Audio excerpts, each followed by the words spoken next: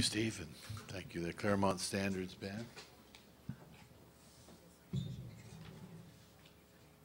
Okay, Kathy's reminding me that at the end, at the back, there'll be a sign-in sheet for people to sign their names, and now we'll conclude the proceedings for this evening, and you can have some beverages or some food in the back. So thank you very much again for coming. Oh, sorry. Oh, this is Bennett, right? Hi. We're just. Bear with me for 1 minute. Okay. Yeah, I didn't have anything prepared, but I wanted to just tell a quick story. First of all, it blows me away that so many people are here to honor my uncle, and not living up here. Obviously, I didn't see this side of him, but it's amazing. All his colleagues and musical friends. So, like many people have said tonight, Richard never missed an event in our lives. We lived down in Atlanta, all the way down in Atlanta, Georgia, and he came down for my bar mitzvah, my high school graduation. He brought Patricia to my college graduation at Penn State, and I had the pleasure of spending some time with Patricia. They also came down for a football game, and we had an awesome time then too.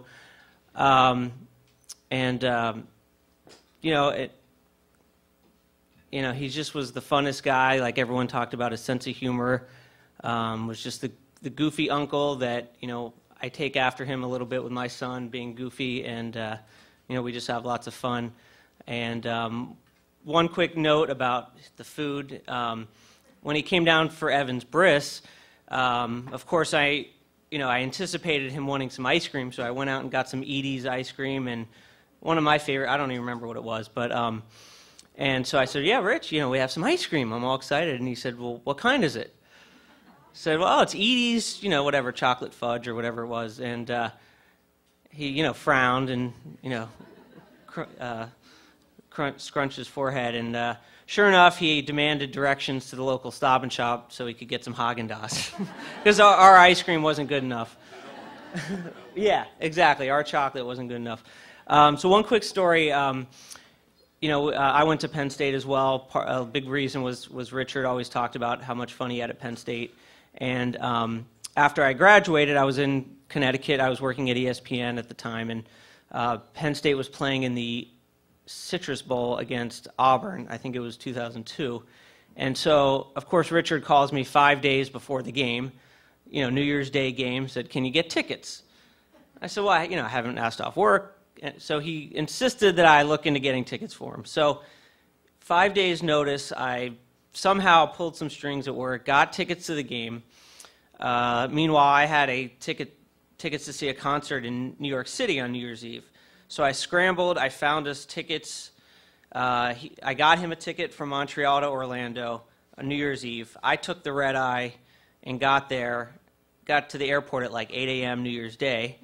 And Richard was supposed to meet me there, and of course, neither of us had cell phones. Sure enough, he's not there. So, out of the corner of my ear, I hear, my name, to the white courtesy phone, and you've been to the airport a million times. I've never actually heard my name. I usually ignore those, but somehow I heard my name. Somehow got a message that he was running late, and. Long story short is he was in the hotel New Year's Eve. Someone was partying and threw something off the balcony and smashed his rental car.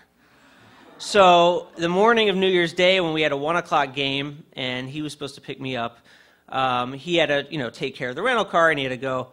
And it was this big ordeal. And somehow we met up at the airport. I don't even remember how, because again, no cell phones. But finally we made up. We rushed to the stadium. We missed the first couple minutes of the game, but it was just an adventure. Meeting up, it was just this crazy scramble to get to the game, and then we were able to enjoy the game. It was sunny, New Year's Day, and unfortunately Penn State lost that day. But we just had an adventure, and we went to Epcot the next day, and it's just one of the things I always remember. One of the best times in the last decade I've had, and I attribute a lot to that, to just his, just thinking of the last minute, let's go to the game, let's do it. And we had an adventure, and it was one of the best times I ever had with my uncle. So I just thought I'd share that, a different story from the States.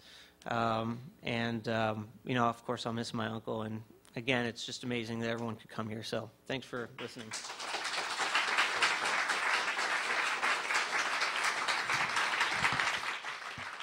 Thanks, everyone, for coming, and we'll stop here. Thank you.